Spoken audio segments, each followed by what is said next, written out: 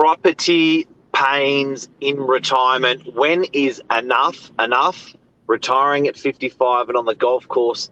Does it still happen? Is it still the dream? Stay tuned.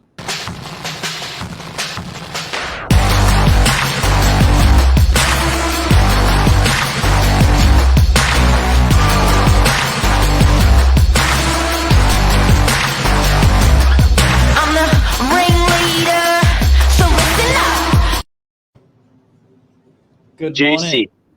morning. Juicy topic. It is. But do you know what's really exciting? We're both on our way, Mark. We're just at different points. You said to me that we're both on either end of the spectrum before when we're off air, as in I'm old and you're young. Not offended. Not offended. No, it's actually quite exciting. I'm actually quite envious because you're nearly there. You're just like cruising.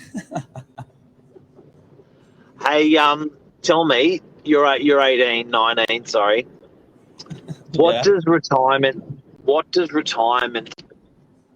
like the pinnacle when you were going through school, old people, came out of school now, what is your like pin up of, yep, that's a good retirement? I think it's got nothing to do with the age for me. It's more that when your time comes and you go to the casino and you cash in all your chips, then you can just do whatever you want to do. You know, live where you want to live, spend it with who you want to spend it with, and just enjoy, really. And for me, that just means working hard, like really hard. You know, in my early career. And this is really interesting. I find this really interesting because it's a new generation. So it's a destination or it's a journey retirement. No, it's a journey. It's a journey. There is no destination. Interesting. Yeah. But what about you? Because you said it's changed. Mine's changed, and we're going to relate this back to investing in property and what the amount of you have to invest in property to realise your happiness in retirement. And look, this is not investment advice or financial advice, but I guess it's a personal observation of what we see clients do and don't do and stuff like that. And everyone's different. It's a moving feast a little bit. But you know what, Billy, when I was your age, I can't believe I just said that. It sounded old. But when I was your age, it was always 55 and on the golf course. Not that I play golf, but that was growing up. It was like that's what you need to do in order to retire successfully. If you can do it at 55 and you're on the golf course, then that's a happy life. It's changed a lot for me now at 45. Yeah, I think, don't get me wrong, there's definitely some people that still like that idea. I reckon there's still plenty of people that love their golf and, you know, want to spend as much of it on the golf course as possible. But it's interesting to 55 just seems so young. To think that's like, you know, your parents' age, or even look at what your grandparents, you know, might still be doing now. It's actually crazy to think people, you know, are retiring that young. And I think when you're investing in real estate for retirement, I think you've also got to remember it's blowing out. So where 30 years ago, you know, when I was sort of 15, looking forward, people are living a lot longer now. So on average, you know, I think by the time you retire, you know, you may find the batting average is 90 to 100 years of age for people because, you know, technology is so good. Medicine is so good. People are living longer. And that's a lot of golf. That's almost a lot of golf. That's almost another half life worth of golf. It is. Now, in order to retire, what are the stats that they say an average Australian's going to need? We were looking at those this morning because something that scared me is if you are single and retired, it's going to cost you almost double than if you are a couple and retired. So I think one strong tip for someone like you, Billy, is keep yourself married in retirement. I've got to find someone yet. I'm only halfway there. All right, so what are those numbers you got? What was the number we need for retirement for an average Australian? So and we're going to relate that back to property. Yeah, according to the Australian Superannuation Fund Association, for a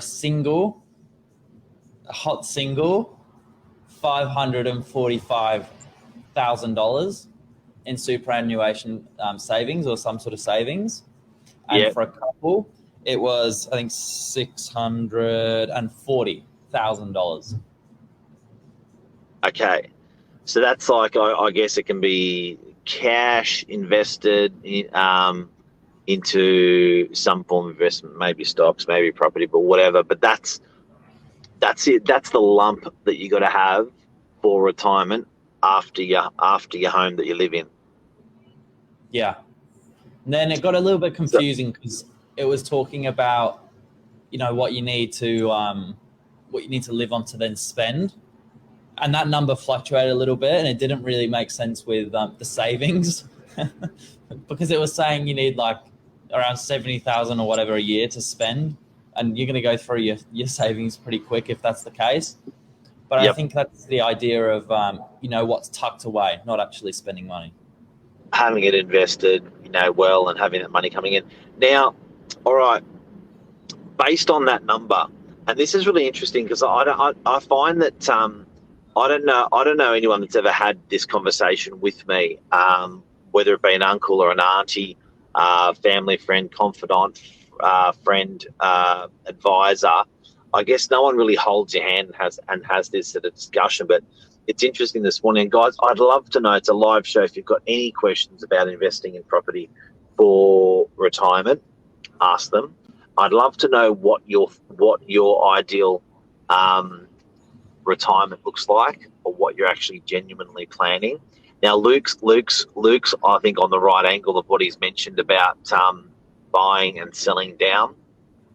So, how do we get into this? How do we get into the position to have $645,000 as a couple, cold hard cash invested in stocks or property? How do we do that? Well, that's not easy, is it? First of all, that's a lot of money. It's a shitload. But we were talking about, like my unit, for example, I've recently purchased. It's now sitting there. Hypothetically, if I don't do anything with it, it's just going to sit there until I retire. And that's sort of like the little bundle of cash, all in one unit that you can just sell off. So what's that worth now? Well, let's say 600 for round numbers. I'm almost there. I'm almost at retirement. All right. So it depends if you're single or if you're a couple, Billy. So how do you get to that point where that's now your home, that's looking after you? So you really are going to need that extra property, because now you've got your home sorted for retirement, hypothetically. Yeah. How do you get into that next property? And how many of those properties do you need in order to have that completely funded and paid off? Yeah, it's a good question. I think if you've got one to live in and one on the side, then, that sort of kind of makes sense. Luke said if you've got buy 10 quickly and sell 5 down, that's great cash flow. What do you reckon? I mean, when is enough? Everyone's different, hey, because everyone's perception and ideal of retirement's different. I personally don't want to stop working. I want to keep pumping like a beetroot into 65, 75, 85, 95. One of one of the people that I really look up to is a guy called Bruno Scaleccio, and he turns up in his flag shop, and he's a cobbler, so he fixes shoes and handbags. He turns up there from 9 to 5, 6 days a week, and he's 94 years of age. That's his happy place, and I think a lot of people look at that and they go, "Oh, why would you want to be doing that?" But he actually genuinely enjoys it. Yeah, and that's So beautiful. I think it's cool, and if you can make a little bit of money along the way, that's great. He's certainly not there for the money, but I reckon, I think Luke, the perfect tangent that you can be on for property and retirement is exactly what Luke was saying, is to sell down, to buy up, so you got more money working for you, and then when you get to a certain place, you sell down 1, 2, or 3 of those properties, or 5 in Luke's circumstance, and you pay down your debt. You have that investment there working for you. Because don't forget, the property investment's working for you with rental yield, money coming in rent that you can spend, and also it's working for you in capital growth. So the value of it is still going up. So you can literally, we've got clients that sell a property every 10 years. When they're in their 70s, 80s, and 90s, they've had 3 properties. So after they've worked through the cash as rent and use that to fund themselves, they then start working through the equity, as in they sell the property asset, have that money that they spend per year. Yeah, that's it. But why retire? As long as you're having fun, I think that's the main thing. People Absolutely. I think the main reason people are retiring is not because they can't work anymore. I think it's because they, maybe want a different pace or a different lifestyle.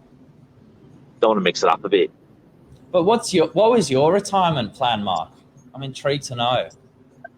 Or do you have one, or when did you come up with one? It was a moving target, still is. And I would like, ideally, when I'm in my 70s, still a real estate agent. Yeah. And still a bit like Michelle's boss, I reckon. I'm still working in real estate and Hollywood hours. So probably more like school hours. So that maybe that 9 to 3. Oh, that's like celebrity. Yeah. And then I reckon if I can pick up my grandkids from school or drop them off to school, help my kids out, I'd be really happy with that. And then probably triple my holidays. Yeah, nice. So you're not a destination, you're also a journey. Would you say? Yeah, absolutely. I think it's a journey, and you know what? I've got to say this, Billy. I can't tell you how many people I've seen turn to shit when they retire. Yeah. You like to say is an empty mind is devil's playground. Yep. An empty mind is the devil's playground. So people clear the table. They get rid of work. They get rid of debt. They just clear the table, and then for 6 months that's really cool. For a year, it's like, kind of like, this is getting a bit weird. And 2 years later, they're like, I'm really bored. Yeah. But Michelle's boss, Michael, real estate agent, 45 years. He does 6 days a week. That's gold. Yeah. And I'm sure that this is an interesting one, because I'd love to actually get him on air to talk about it. But it's interesting because I'm sure he doesn't need to, but he wants to. That's the difference. That's the secret herbs and spices. I reckon that's it, and that's retirement. In short, from today, I reckon, me personally, buy property, grow, work, holiday, family. I reckon you end up selling down to pay your debt off as you move into retirement, and you move your debt. That's called an LVR, loan value ratio. So when you're sort of in your age, Billy, your debts are up at around 80%. And I think as you move on every 10 years through your life, your LVR becomes 10% less, i.e. when you're about 40, you have about 50-50 LVR. Sorry, when you're about 50, you have about 50-50 LVR. When you're 60, you have 60% cash, 40% debt, and your LVR changes as you start getting older. Maybe you start selling some properties to improve your loan value ratio. I like that. Clever, very clever. And now you can retire, Billy. Now you know how to retire. Kind of glad that it's quite a while away for me. Saying off air, it kind of scares me, the fact you have to live on passive income. I quite like, the idea of going to work and earning your paycheck, and then that's the way life goes around. Look, you could do nothing and have the government look after you. Yeah, that's even worse. I just don't like not for me, but I do see a beauty in it. That you live, you got to live a little bit leaner, but everyone interpretation of life and retirement's different. So anyway, nice, you've got the option. Signing off. That's it. Take care, mate. Buy some property so you can retire better. That's the idea. Stay up. Ciao.